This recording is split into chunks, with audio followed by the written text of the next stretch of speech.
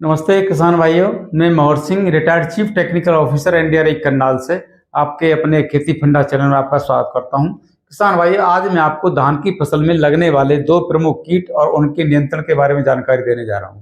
सबसे पहला कीट है किसान भाई धान का तना छेदक, जिसको आप धान की गोप की सुंडी भी कहते हैं, लेकिन अंग्रेजी में इसको स्टेम बोरर कहते हैं। इस कीट का प्रकोप हमारी धान की फसल में जुलाई से लेकर अक्टूबर तक दिखाई देता है। और इस कीट की जो मादा है, अडल्ट है, जो तितली किसान भाइयों, पीली, सफेद और गुलाबी रंग की होती हैं। लेकिन अधिकतर हमारी धान की फसल में जो पीले रंग की तितली होती है वो अधिक हानि पहुंचाती है। ये हमारे धान के पौधे के जो पत्ती के ऊपरी भाग में अंडे देती हैं और ये लगभग 150 से 200 अंडे देती हैं। और इन अंडों से 6 से 7 दिन बाद लार्वा निकलता है। वो लार्वा हमारे धान के पौधे के तने के अंदर प्रवेश कर जाता है और अंदर ही अंदर उस पौधे को खोखला कर देता है, पूरा नष्ट कर देता है।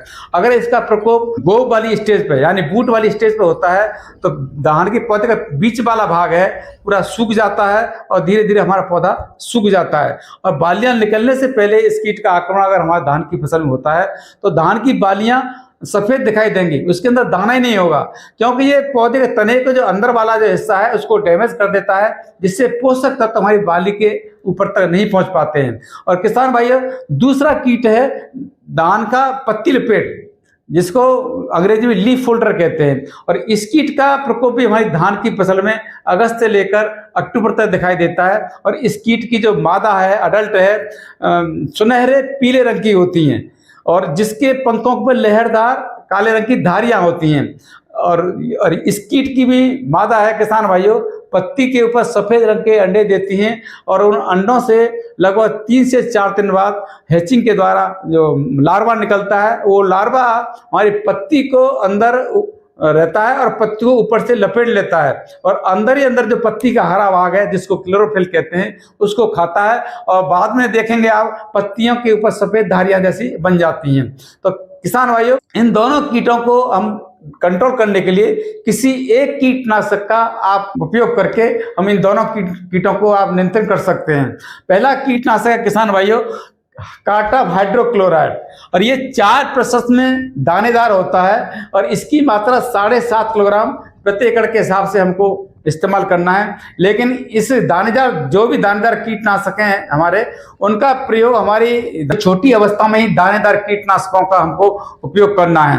अगर इसका हमको स्प्रे करना है तो स्प्रे करने के लिए 75% में आता है। लगभग 170 से लेकर 200 ग्राम तक हमको 200 लीटर पानी मिला के इसको स्प्रे करना है। अगर दानेदार है तो किसान दानेदार को हमको 7.5 किलोग्राम को, अगर हमने यूरिया की डोज नहीं डाली है तो यूरिया मिला के हम इसको खड़े हुए पानी में बर्ताव कर देते हैं। अगर यूरिया डाल दिया है तो 10 किलोग्राम रेत या बालू में मिलाने के बाद, सूखी बालू में मिलाने के बाद हम इसको खेत में बर्ताव कर देते हैं। दूसरा कीटनाशक किसान भाई फिप्रोनिल, ये 0.3% में होता है और 0.6% में होता है। अगर 0.3% वाला आपको 7.5 किलोग्राम यूज करना है और 0.6% वाला आपको 4 किलोग्राम यूज करना है। लेकिन इसको भी आपको जब धान की फसल हमारी 1.5 महीने की होती है यानी छोटी अवस्था में होती है तो यूरिया में मिला के, या यूरिया डाल दिया है तो मिट्टी मिला के आपको बर्ताव कर देना खेत के अंदर। और तीसरा कीटनाशक किसान भाई क्लोरेंट्रानिलीप्रोल, ये 0.4% होता है, दानेदार, और इसकी 4 किलोग्राम मात्रा हमको यूरिया में मिला के या फिर रेत में मिला के उसी तरह से हमको उपयोग करना है। लेकिन जब हमारी फसल में बालियां निकलने वाली अवस्था पर इन कीटों का आक्रमण होता है तो हमको ये क्लोरेंट्रानिलीप्रोल है 60 ml प्रति एकड़ के हिसाब से आपको 200 लीटर पानी मिला के आपको खेत में स्प्रे करना है। और जो किसान भाई जैविक खेती कर रहे हैं, आपको नीम आधारित पेस्टिसाइड है यानी नीम बेस्ड बायो पेस्टिसाइड है, उसकी जो अंदर एजाडिरेक्टिन होता है उसकी मात्रा किसान भाई जो 5% वाला है उसको 1 से 60 ml हमको प्रति एकड़ के हिसाब से 200 लीटर पानी मिला के आपको स्प्रे करना है। अगर 1.5% वाला है तो उसकी मात्रा 1 लीटर प्रति एकड़ के हिसाब से 200 लीटर पानी मिला के आपको स्प्रे करना है। दूसरे उपाय से भी हम किसान भाइयों इन कीटों का हम नियंत्रण कर सकते हैं। जैसे फेरोमोन ट्रैप है। फेरोमोन एक मादा कीट का हार्मोन होता है। जब इस कीट का प्रकोप होता है हमारी धान की फसल में तो फेरोमोन ट्रैप होते हैं 4-5 जगह हम 1 एकड़ के एरिया में इनको लगा देते हैं। लेकिन लगाते टाइम ध्यान नहीं रखना है, उसकी जो फेरोमोन ट्रैप की ऊंचाई है हमारी धान की फसल के ऊंचाई से थोड़ा सा 6 इंच ऊपर होना चाहिए।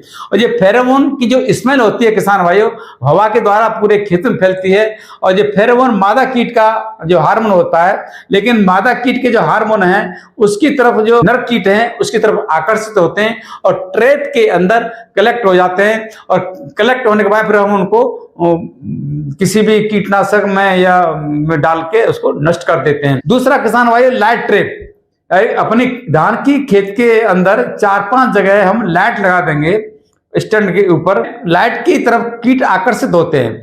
वो बल्ब के नीचे एक प्लेट लगा देते हैं। उस प्लेट के अंदर चाहे तो आप कोई किसी भी कीटनाशक को पानी में डाल सकते हैं या फिर केरोसिन डाल सकते हैं। लाइट की तरफ जो कीट आकर्षित होते हैं तो वो कीट उसमें केरोसिन ऑयल में या मिट्टी का तेल है या कीटनाशक में आके गिर जाते हैं और वो मर जाते हैं। इस तरह से किसान भाइयों हम इन कीटों का नियंत्रण करके अपनी धान की फसल से अच्छी उपज प्राप्त कर सकते हैं। तो किसान भाइयों ये जानकारी मेरी आपको अच्छी लगी हो तो इसको लाइक करें तथा दूसरे किसान भाइयों साझा करें और चैनल को सब्सक्राइब नहीं किया है तो चैनल को सब्सक्राइब करें। बहुत बहुत धन्यवाद।